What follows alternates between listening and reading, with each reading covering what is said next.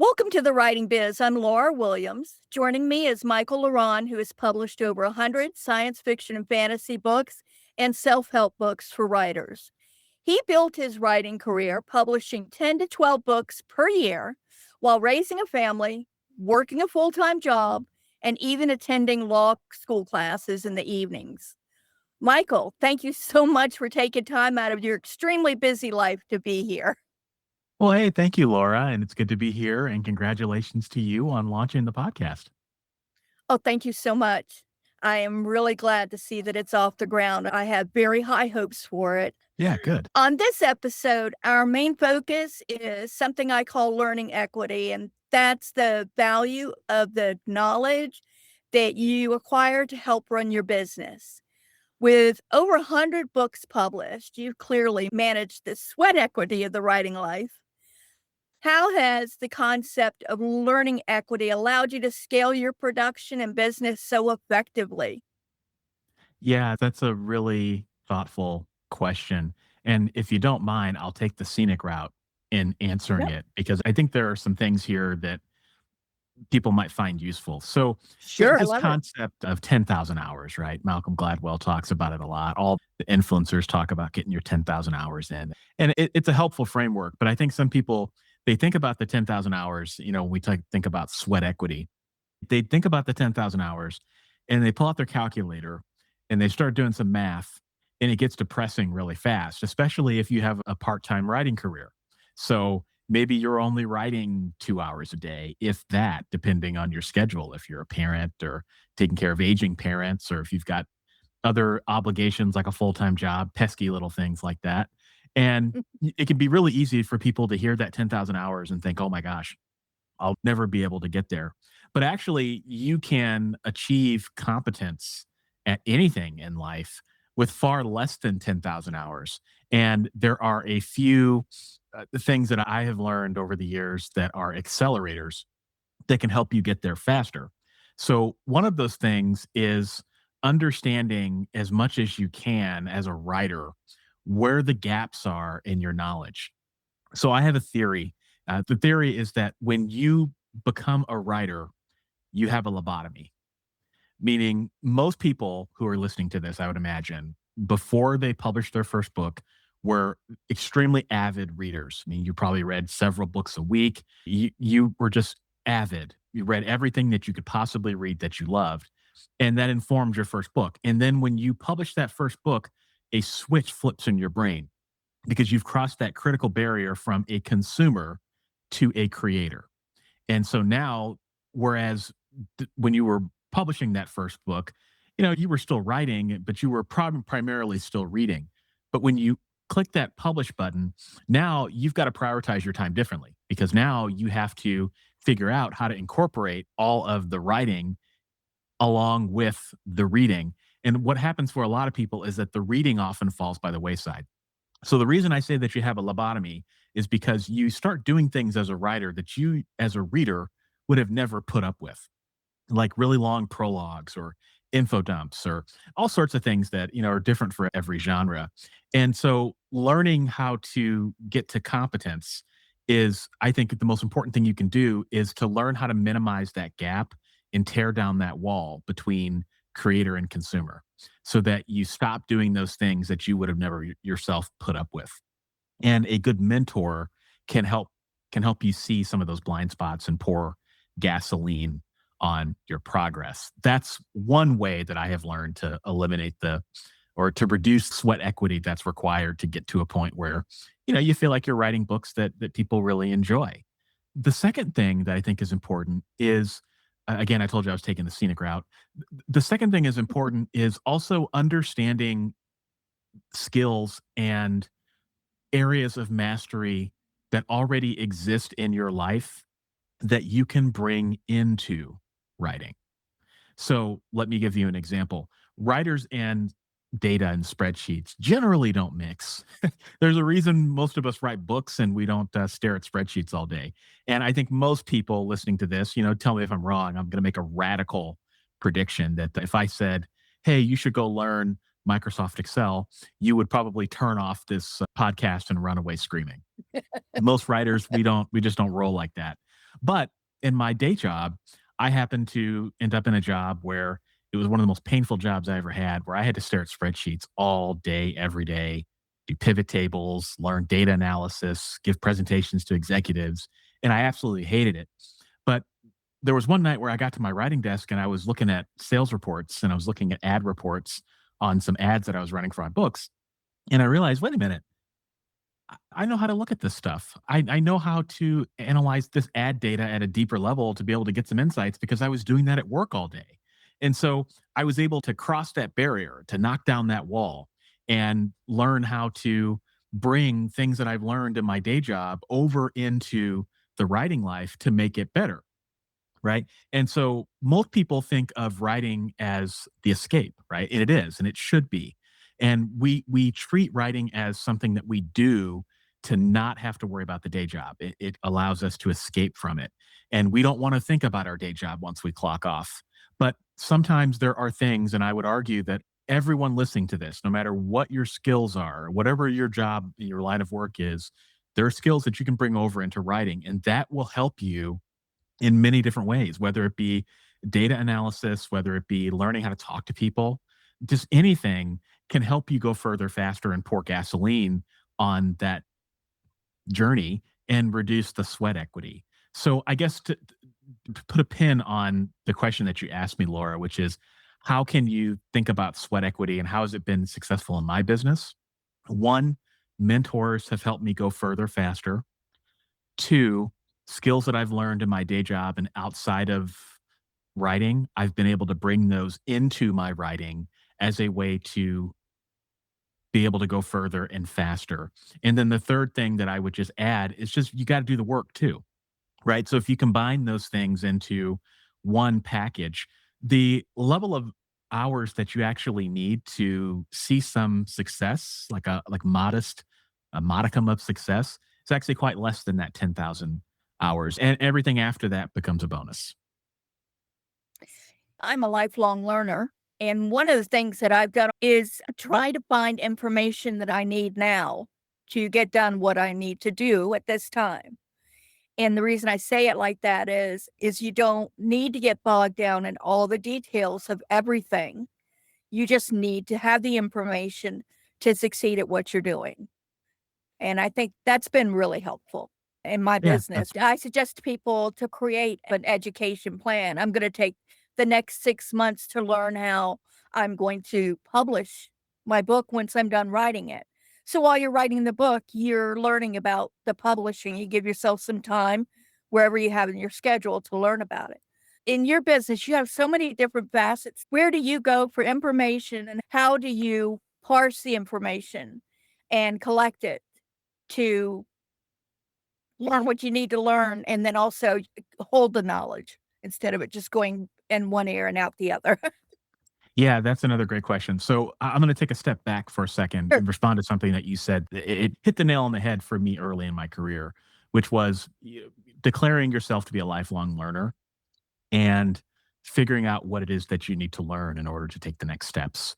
Now, I think the hardest part for someone who is just starting is you don't know what you don't know.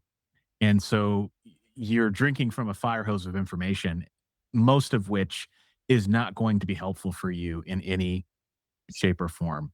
So, th- what you need to learn in order to take the next steps is going to be different as a beginner than it will be after you publish your first book and then after you have several books under your belt. So I Absolutely. think that the things that you have to learn, they evolve. And this is something that I tell beginners all the time because they tell me something very similar to what you just said. There's so much to learn, right? I think the most important thing a beginner needs to learn is one, how to write the book, two, how to write the book, three, how to publish the book, and four, which really should be number one, book covers. Those are the only things you need to learn in the very beginning. Like we can talk about websites, we can talk about, Sure. Mhm. blogging and social media, but at the end of the day, if you don't have a book, you don't have a career. If you don't know how to publish the book, you don't have a career. And if you put an ugly book cover on your book, then you've shot yourself in the foot. So if you learn those three things, those are the only three things that you need to learn in order to publish that first book.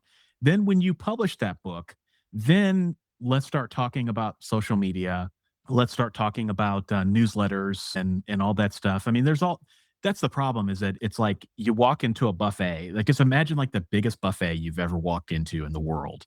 You know, it's like a Walmart size buffet, all right, or Tesco size for my friends across the pond. So you walk into this gigantic Walmart and there's food everywhere. I mean, from every ethnicity. And, you know, you could just eat yourself to death, right? But at the end of the day, you know, maybe there's only a few pieces of food that you actually need in order to have a good meal, right? And learning how to Right. write a novel and become an author is very much like that. So how did you learn how to write? Did you learn in school? I mean, obviously, you have an education since you're for your law degree, but did you learn in school, or was it something you did all along and just got better at it? So much of writing is learning how to forget what you've learned. So I always wrote, I was always scribbling on stuff when I was in school. And I actually went Right. to school to be an English major. I was originally a speech and rhetoric major, and that got canceled because there was only two people in the program. So I had to settle for English, which I enjoyed. And, you know, in English, I had to write a ton of stuff. I mean, my senior project was a poetry collection, and I wrote a lot of stories and fiction, and I had a lot of really good encouragement from faculty at my college. And I learned to write my first novel, and I realized that I didn't know anything at all. So I thought that I had all of this knowledge under my belt, but when I really got into the nitty-gritty of actually meeting readers where they are, I fell on my face. And what I had to learn was how to forget a lot of the bad habits that I had picked up over the years. And so, how I would learn writing if I was just starting today and you know, I didn't have anything under my belt and I knew how to learn it, or if I was instructing someone how to learn how to write, what I would tell people is to learn what readers like, right? That doesn't mean that you Mhm. have to become a slave to what they're wanting to read. It doesn't mean that you have to put Mhm. chains on yourself, but it just means learn what readers in the genre that you are writing in and subgenre, learn what it is that they like, learn what it is that you like as a reader, and then your novel should be the Venn diagram between those two things. And let me make this really simple. Okay. So there are things that readers like at the macro level. So right now I'm learning how to write romance. All right. So there are things that they like at the macro level. There are the big tropes that they like. So, you know, we Sure. could say enemies to Mhm. lovers, we could say slow burn or star-crossed lovers, right? The big Mhm. picture things that just impart an image in the reader's head. Okay. Now, you need to learn what those things are. But then there are also the micro things that you have to learn as well. So, what does a kissing scene look like? What does a meet cute look like actually on the page? Right. So, learn the big picture of what they like. And then as you read books and as you write, you want to study the little picture and you put the big picture and the little picture together. And then you lay your own interests on top of that. Ideally, if you hit the bullseye, you're going to be right in the middle of that Venn diagram. Right. So Right. that's how I would think about it if I was thinking about learning things new from the very beginning of a career. Because there's, like I said, there's a million things you can learn. But at the end of the day, if you don't learn how to satisfy readers, you know, what are you doing? If you have any hope to have anything published, that's the main key component. If you're writing just for yourself, maybe not. But if you have any hopes of getting it, anything published, even self-published, that's the main key component is what do your readers want to read? Well, but it goes Yeah. back to the lobotomy, right? Like it's easy to Yeah. say, but very difficult to do, and myself included. I am no exception. For heaven's sake, my first novel, my first traditional, like actual novel, was a series called Moderation Online. And it's a series about a group of anthropomorphic terrorist vegetables trying to take down an empire of pasta streets. Now, there is a small percentage of people who just heard what I just said and said, that sounds freaking amazing. However, Yeah. you know, not very easy to package and sell in terms of what readers are looking for, right? So writing what you want is totally cool, but it's better to write what you like that readers also like. And I think for a lot of us, it's a journey, right? Like it's reading as much as you possibly can, knowing what you like, and trying to write that. And sometimes the most revolutionary writing careers don't actually do anything revolutionary. Like they just write something that Right, takes takes a pre-existing trope and it turns it just a quarter turn and it becomes right. something incredible. Like Twilight is a really good example Yeah, of that. that is a good example. I am a fantasy fiction writer, and what makes it easier for me is that I love it. That's what I enjoy reading. It's just so much fun for me. I've tried other genres and it was good, but I wouldn't say it was fun. And writing That's should the always difference. be fun.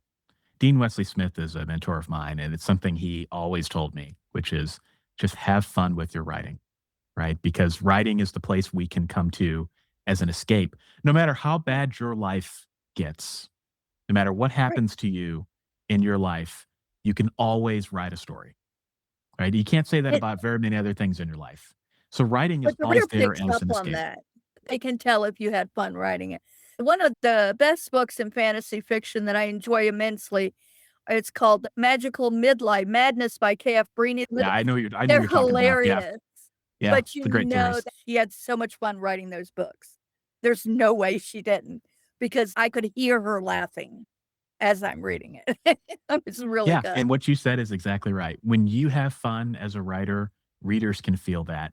And what I always tell people is, if you met a writer at a conference, you're looking for books at a conference and there's a bunch of writers at tables and they're selling Mhm. their books, and you walk up to them and you say, "Hey, what's your book about?" And they say, "Oh, I write this gothic romance about two people that fall in love, and boy, I really hated writing this novel, and it wasn't any fun, but I think you should buy No. it." You wouldn't buy a book from that person, right? So why would No. you write novels that you don't enjoy? And if you don't enjoy them, don't tell people you don't enjoy them. But I hope the point still stands that if you enjoy what you write, then readers are more likely to enjoy it. And if you can hit the middle of that Venn diagram, then it just makes it 1,000% easier. Yeah, I get that. I totally get it, and I absolutely agree with you. It's the sweet spot for sure. So, in your day-to-day life, how are you handling the extremely rapid changes in technology? Yeah. Do you want to talk about AI now or do you want to talk about it later? Because there's tech and then there's AI, right? Let's And I start think with that tech, and then yeah, we'll yeah. talk So about AI. So we'll pretend we're, pre 2022. Like, what did I Okay. do in terms of tech? And the answer was that I consumed very high volumes of information very quickly and often had to make snap decisions on what I thought was important at the time. So, Mhm. for example, when I first started publishing, I listened to podcasts like crazy. I mean, I would probably listen to I don't know, 5, 6 podcast episodes a day if they're like an hour long. And I'd listen to them when I was at work. I'd listen to them when I had downtime. And I would listen to them at 1.5 or 2 times speed so I could get through them Mhm. faster. And if something wasn't making sense, I would just fast forward. And I had to be very selective about what I picked. I would just listen to anything and everything. I would read tons and tons of blog articles. Evernote was the app that was like my killer app at that time. Like that was the Right. app I used for everything. Back when Evernote was good. Now it's Yeah, really not anything to write home about, yeah, sadly. But yeah. yeah, I would use Evernote and I would just save a ton of stuff. Save blog articles, save you know podcasts, and I would take notes and I would Yeah, I did condense as all well. those notes into a notebook. Yep. And I would use that as kind of a way to kind of condense and cut through information. And so a lot of that was driven by tech and tools like Evernote, Microsoft OneNote, just different ways that you could kind of get through information as quickly as possible. Ebooks was also really helpful for me because I could download those and I could save sections if I was studying something like because one of the things that I do on a regular basis and it has been one of my secrets is that I study the craft a lot. So being able to kind of break down and dissect chapters and understand how they work is something that I would do a lot. But you can't do that with every novel that you read, right? You have to kind of pick the Right. most salient chapter. So I would read a novel, and then if I liked it, like meaning loved it, like a scale of 10 out of 10, then I would go back and I would pick like up to 3 chapters that I remembered the most as like gripping, like that kept me on the edge of my seat. And then I would break it down and see how the author did it, right? So those That were some ways that's that I used tech. Yeah. Yeah, that's a great idea. That's a great idea. I hadn't really thought about doing it that way. You know, what I did is I'm older, so I spent quite a few years, decades actually, not writing much because I was a widow with kids and I was busy. You know, I was trying to do all the things that, you know, I could do. But when I got back into writing, what I did to kickstart my brain was YouTube videos. I watched so many YouTube videos. I watched yours, Abby Emmons, and Brian McNulty, so many different writers and also on self-publishing, not just to learn the information, which I did, I have notebooks of notes, but to get myself into the mind frame that I was going to do this. But I had to get into the place where I felt comfortable. I'm a little bit, of a type A personality, so I can't do things halfway or fake it, you know, I have to dot all the I's and cross all the T's.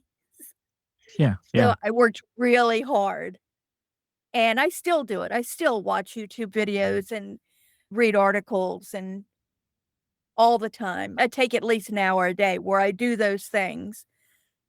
That way I can keep my brain going and I can keep up on all the trends and the changes.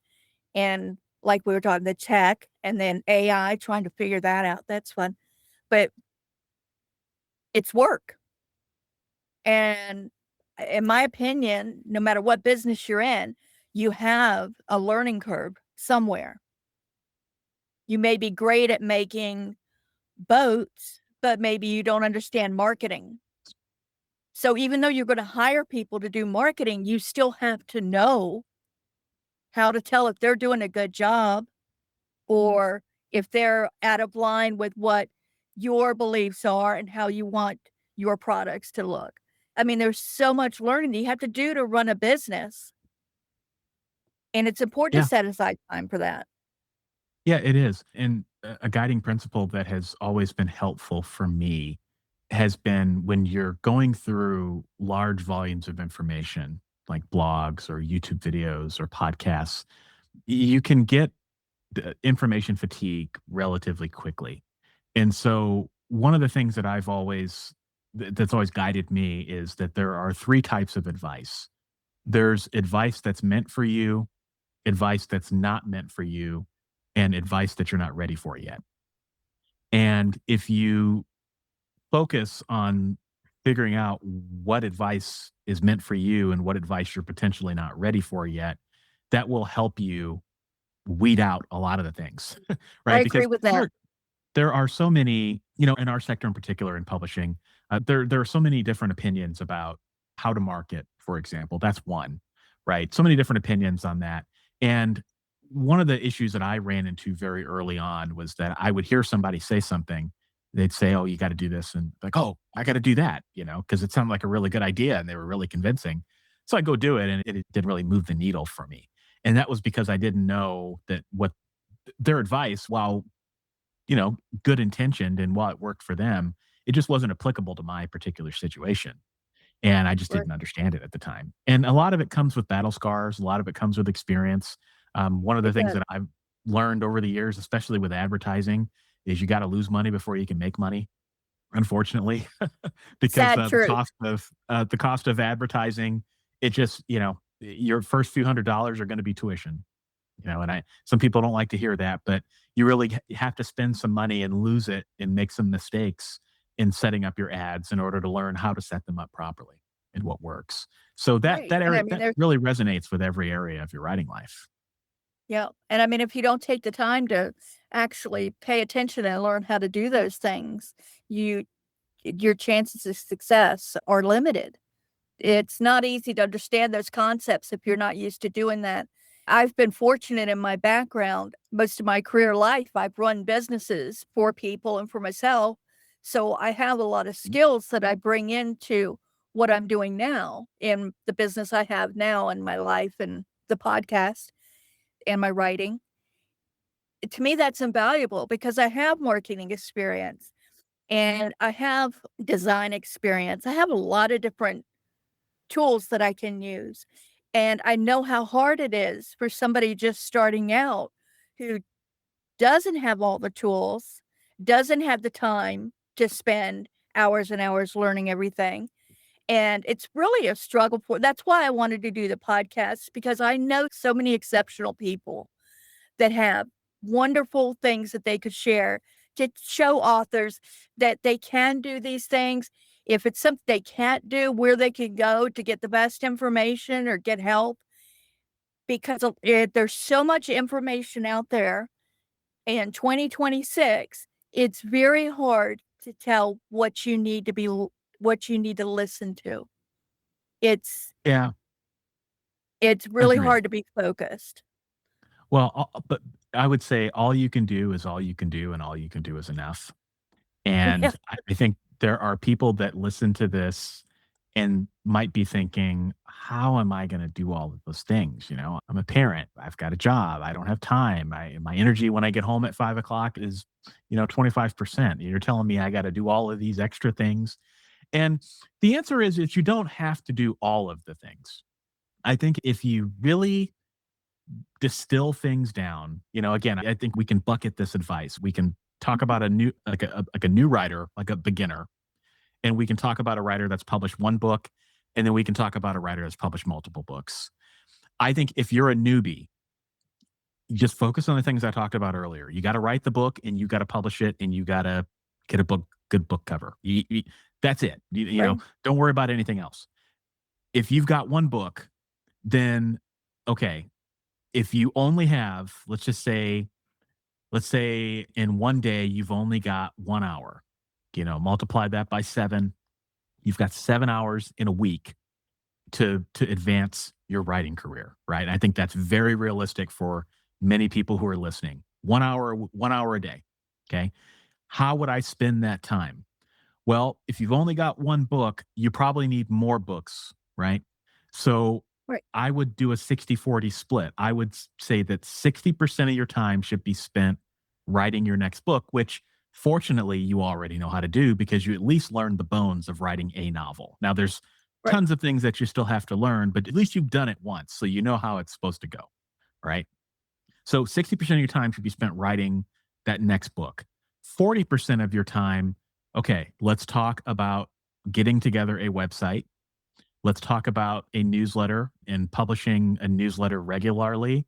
And then, if you dare, let's talk about one other modality, whether it be social media or something that allows you to connect with your readers, right, to be able to connect with them. And then we should also talk about like under monitoring metrics. Okay. So take those number of things and divide that up, and that's what your 40% should be.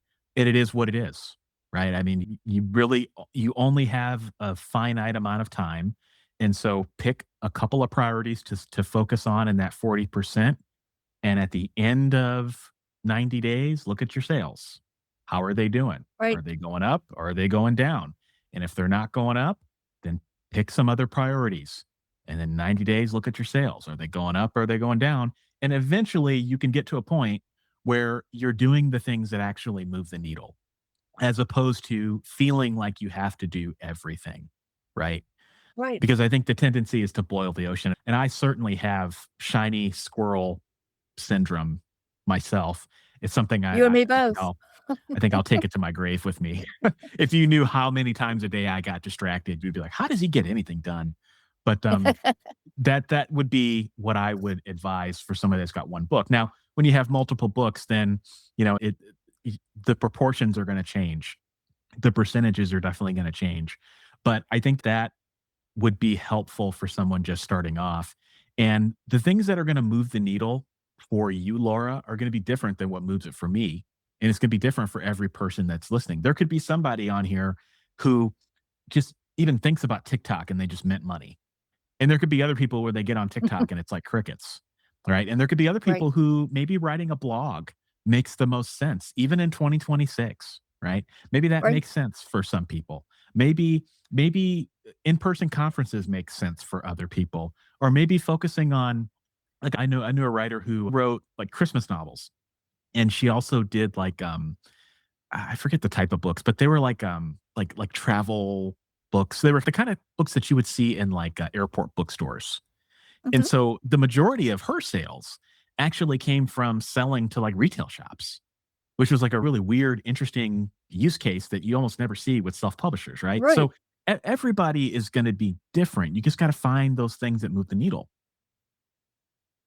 Yeah, when you were talk about the 1 hour a day, something I did recently, and I've done it before, when I was trying to figure out how I was going to do this podcast and run my business because I don't wanna take, away from my clients, my ability to serve my clients.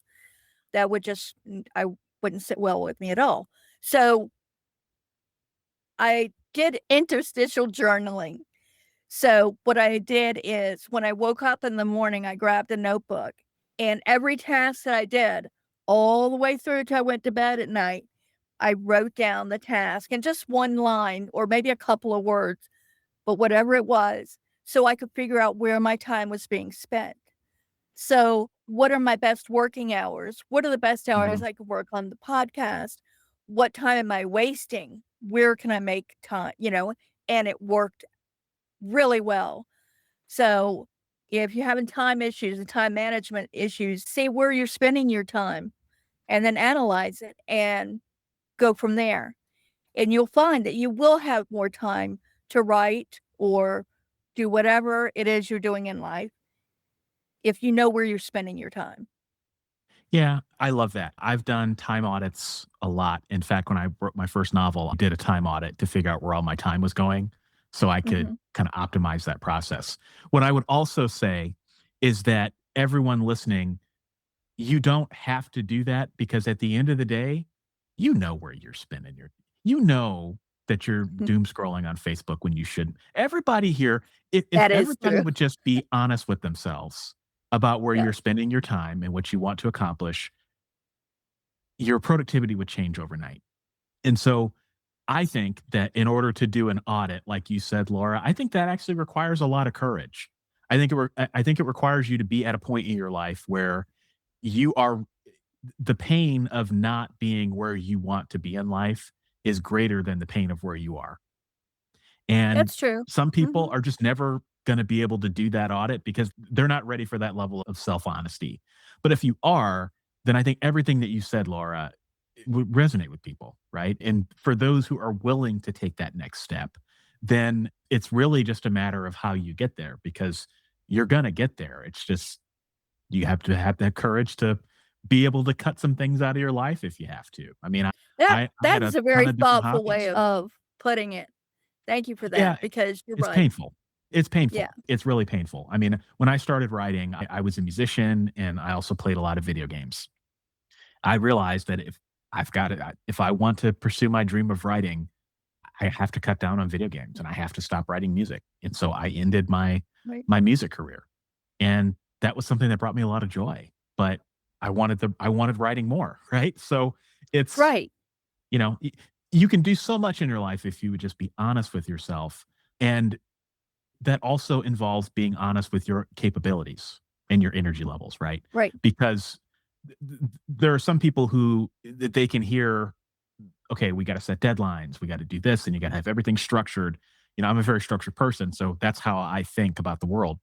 But I've talked to so many people who hear what I have to say and they think, okay, well, I could never do that because my brain doesn't work that way, right?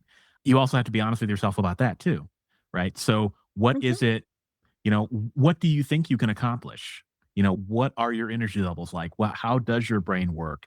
And I think almost anyone can figure a way out around this, but you have to just be honest with yourself and not try to stick a square peg in a round hole which is what I think a lot of people do with writing and marketing advice. They feel like they have to do something because everyone's telling them they have to do it.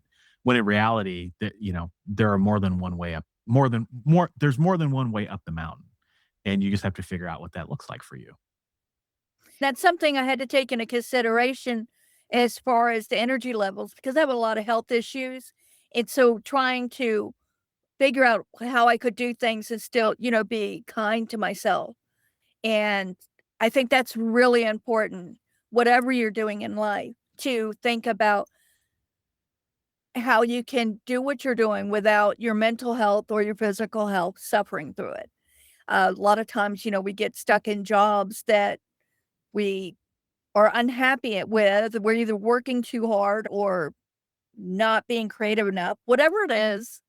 And that has such an effect on us. I do believe that society now is taking these things into consideration much more than they did in my generation. And True. it's a beautiful thing to me.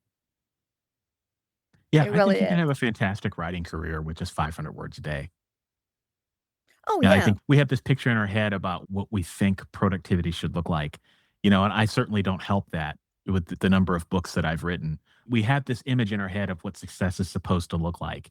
And when we don't measure up to what that image is, we think we've failed. But in reality, I still think, people think that people talk to me all the time. I want to write more words per day. I want to double my word counts, triple my word counts. And I always say, okay, yeah, that's easy to do. That's no problem. I can teach you how to write 3,000 words a day or 5,000 words a day if you want.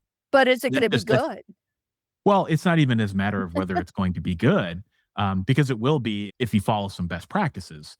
The thing is, though, like, is that what's going to make you happy? Yeah. Because I can't tell how many people I've known in the self-publishing space who published a book that they didn't really care too much about. I mean, they were just writing to market, and the book actually was successful, and they started to do really well, and then they had the problem of golden handcuffs to where they woke up one Right. day and didn't wanna write in that genre anymore, and then realized that walking away from that genre would mean pretty much walking away from tons and tons of income, and, Right. that's just not something I wish on anybody, right? So you can write as much as you want. I mean, as much as your body and your energy and your life situation will allow. But, at the end of the day, 10 years from now, is that going to be sustainable? Right. And for most people, Yeah. the answer is probably not. When I'm writing seriously, I'm like at 1,500 to 2,000 words a day. And that after that, my brain doesn't want to do it anymore for that day. It's like, okay, I'm done thinking about that because I need to think about more about the story itself instead of the writing. So I kind of split it up like that. And everybody's different. I don't think anybody should feel they have to be pressured to write any amount of words a day. Do what you want to do and how you want to do it. Yeah. What feels good to you Do you because you feel don't. proud at the end of the day? Do you feel like Yeah. you accomplished something? Like Right. if you died tomorrow, and you could put all of your books on a bookshelf, would you be proud of that Right. portfolio? Right. And Yeah.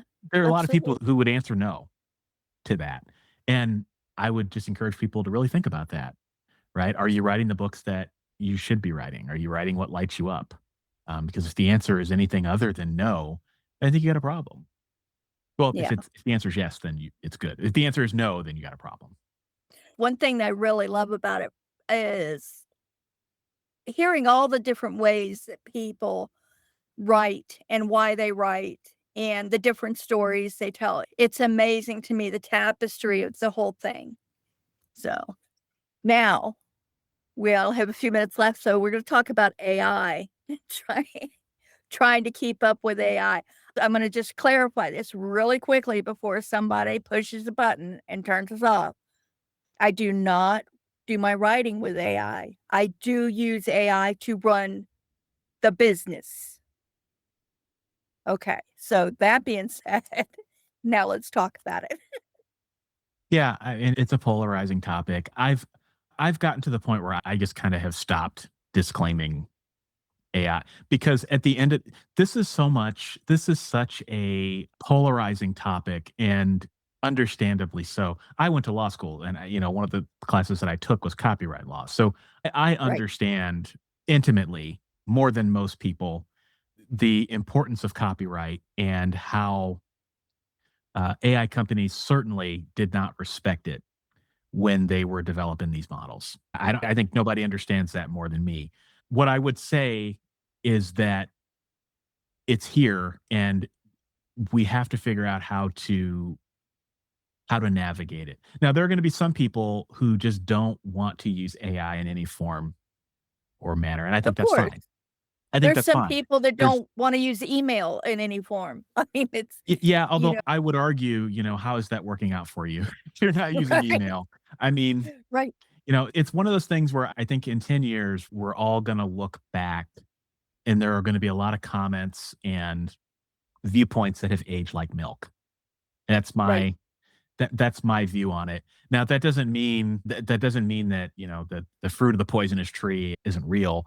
I just think that in order to compete in the future and today, I would argue AI understanding it and understanding how it works, I think is essential. And I'm going to come at this from a kind of a different angle, okay? Because Sure. I'm not somebody that would you would call an AI bro. I'm very pro AI, but I'm Mhm. not.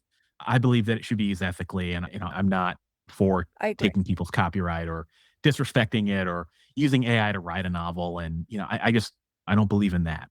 But what I will say is that what's becoming increasingly clear to me, this is something I wrote about a few years ago, that it's starting to happen now, and that is that we are living in a world where there is the AI layer that exists between the writer and the world. All right. So Right. what do I mean by that?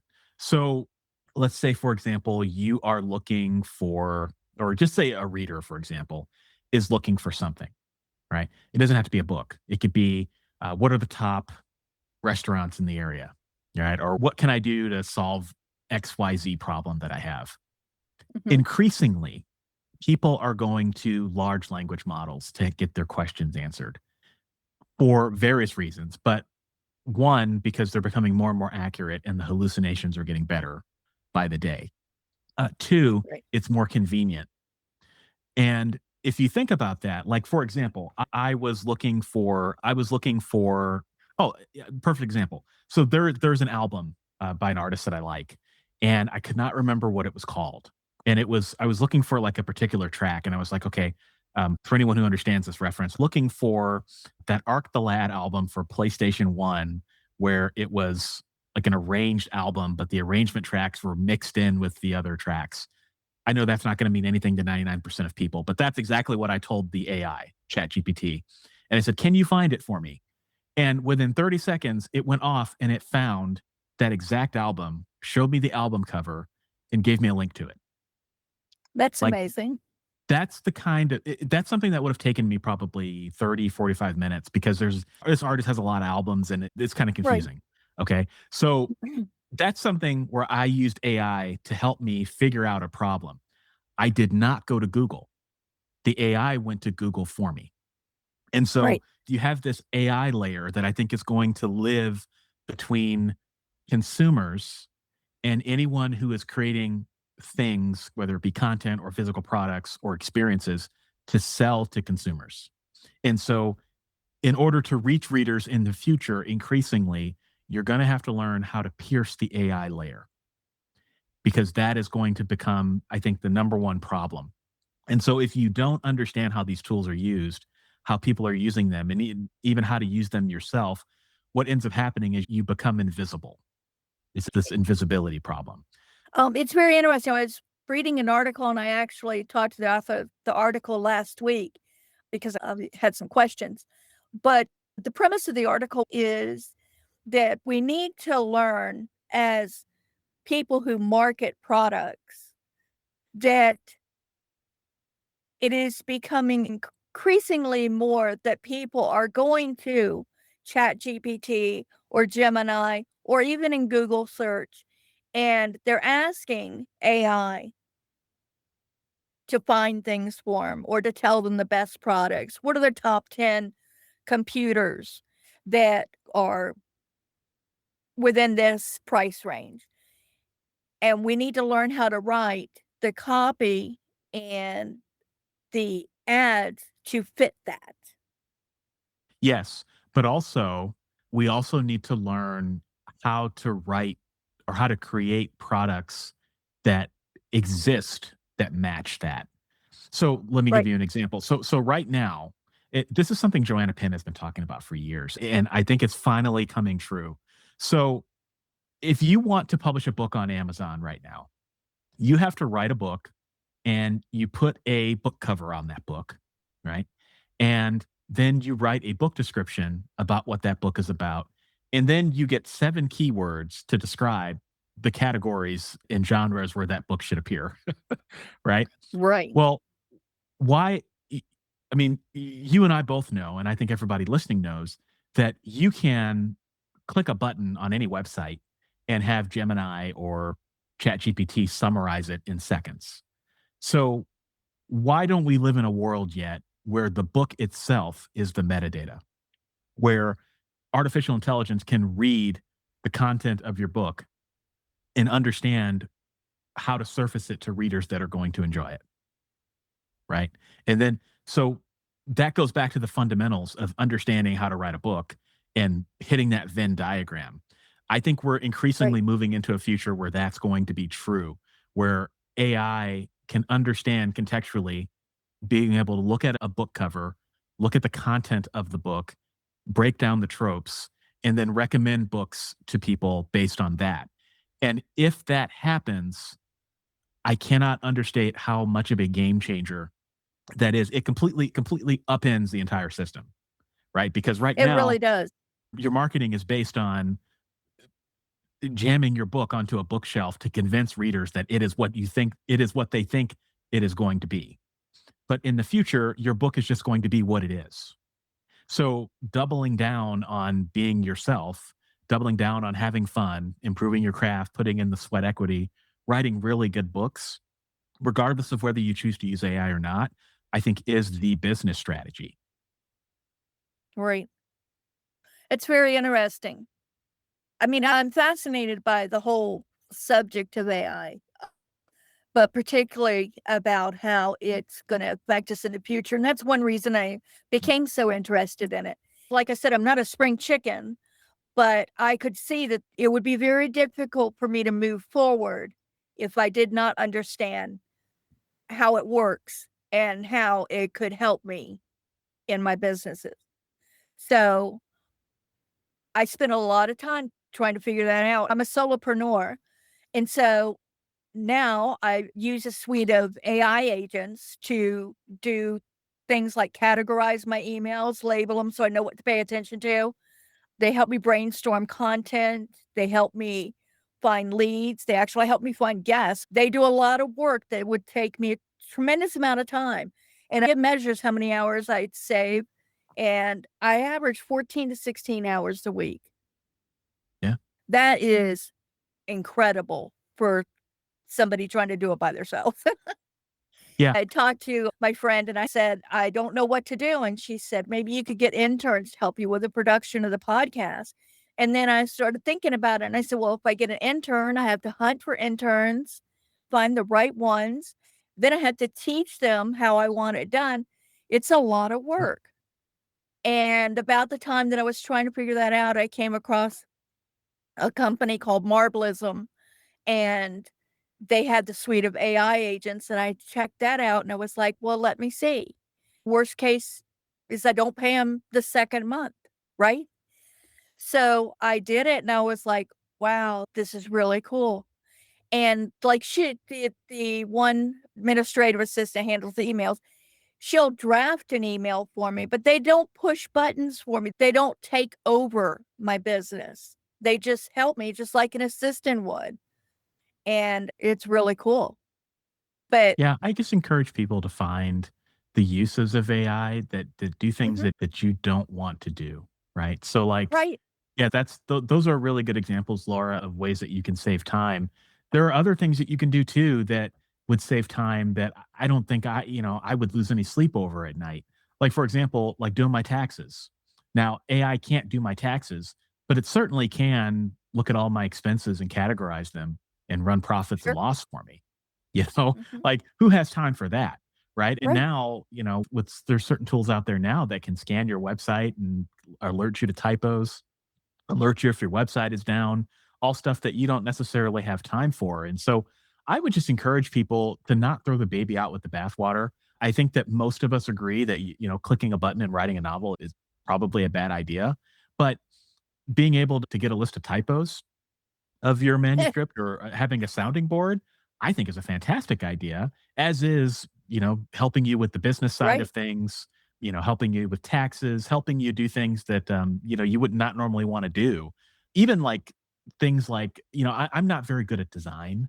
So I use Canva a lot for things. And so one of the things I've Right. been doing lately is I'll create something in Canva and then I'll take a screenshot of it and run it through Claude or ChatGPT and ask me Mhm. for feedback on how to fix it. Right? So you can That's smart. imagine, creating a BookBub ad or something with that and having those tools help Right. you. And they even tell you what to click and how to add particular things. So And there is are that tons really and any tons of use difference cases. than going to your friend or your coworker and saying, "Can you take a look at this for me?" It's Yes, it's really not that dramatically different. different. Well, it's dramatically different because I think, for me in particular, I don't always have somebody I can go to ask that. And, Well, you potentially inconvenience them by doing that. And with an AI, it's just there for you. right, and I mean, it probably gives you better answers. You know, it's funny when Sometimes. you were talking about spreadsheets earlier, I had a spreadsheet situation earlier this week. I was looking at content planners, and I just couldn't find anything that really met my needs. It was either too much or too little. So I needed to build a spreadsheet to where I could put in for each episode all the content that I put out there. And I know a lot of people don't do things like this, but I like to measure my successes and failures. So if I put all the content I put in, which one I put in as ads, and how they work, blah blah blah, I could do that. But I use a lot of social media, YouTube, Spotify. There's a lot of pieces. So it's like, I really wish something was just made the way I wanted it to. And then it dawned on me, I could Mhm. go into my Google Sheets and have Gemini build it for me. And I gave them this completely to anybody else, it would have been nonsense what I wanted. And they asked me questions and figured it out. And I had this beautiful spreadsheet that is amazing. Yeah. And Yeah. it's And that's something that would take, hours, you're not if if not well, more days. than that, if you don't have a good background in Google Sheets or Yeah. Excel. And this is, yeah, that's a great use case of something that an AI can build for you relatively quickly. And, it's not gonna be perfect, but you can tweak it around the edges, Yeah. I mean, right? it saved It me hours and hours. That's fantastic. And to go Yeah. back to learning equity, right? That's Hmm. that's one thing that you didn't have to learn how to do.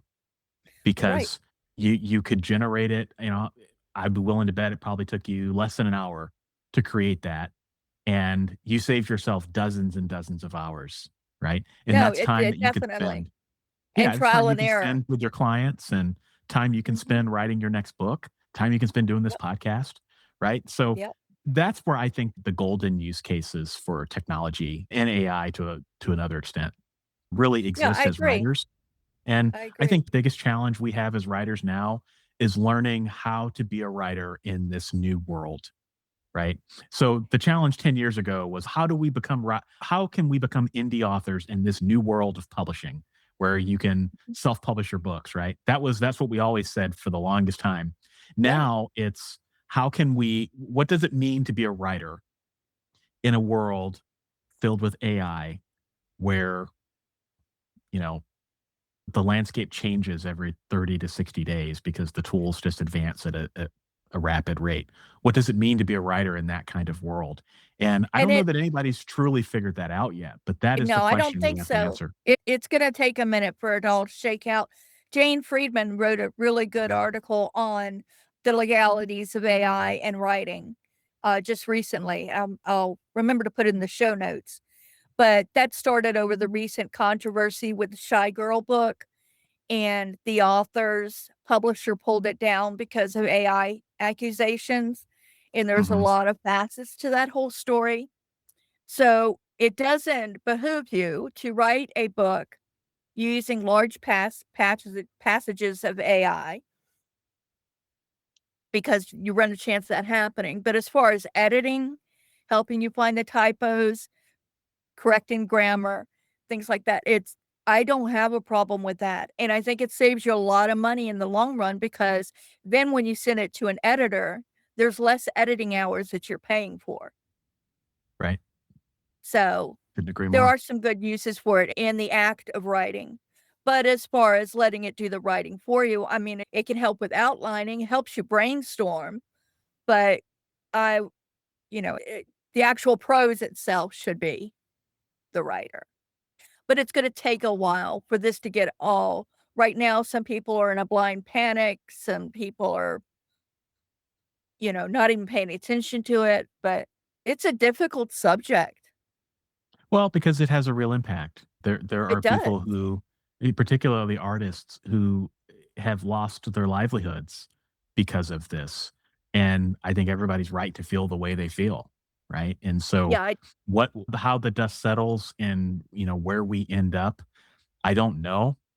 But what I do know is that, corporate power is gonna continue to be corporate power, and so right, we have to figure out a way to use these tools to help us compete, in whatever environment that we're moving into. right. I mean, you have to stay kind of agile in whatever you're doing. You don't wanna get lost in a shuffle of situations like this. I mean, we went through this when the internet, um, became a thing. I had to Yeah. stop myself. I watched a clip today, the comedian Josh Johnson talking about we used to get the internet in the mail. Yeah, we did. Yeah, we did. That's funny.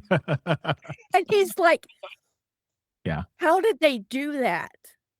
How did you put the disk in the computer and how did we get internet from that?" And he was just so cute the way he explained it. Yeah. I love Josh Johnson. But Yeah.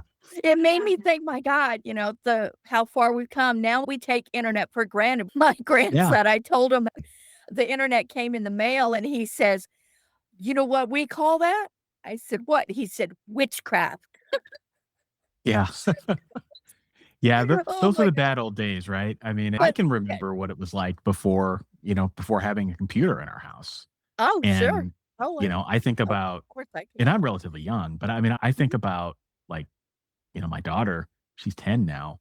She doesn't know what it's like to not have a smartphone or Right. to live in front of a screen. And, I think part of me can roll up my newspaper and, wag my finger and say, back in my day. But the other part of it's like, it's actually a really exciting, it's actually interesting to see how society will evolve, particularly with young people with this Right. technology. And I think a Think about lot it, of, a couple of generations where they're like, "What do you mean you didn't have AI?"